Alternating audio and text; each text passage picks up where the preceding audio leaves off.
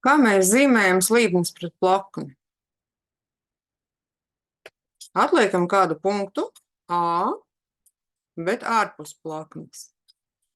Punktu B atliekam plaknei un savienojam šos divus punktus ar nogriezni. Nogrieznis AB ir slīpne pret pamata plakni. Tagad ar punktu A pret plakni uzvilksim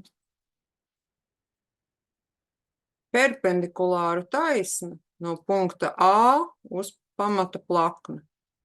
Un mums izveidojās vēl viens punkts, kur šī taisne krusto plakni. AC ir perpendikuls pret plakni. AB slīpne, AC perpendikuls. Un atliek savienot ar nogriezni šos te C un B punktus. C un B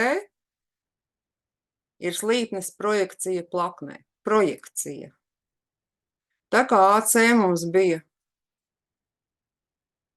perpendikuls, tad šī taisne AC veido 90 grādu. AC ir 90 grādos pret plakni, un ACB ir taisnas leņķis.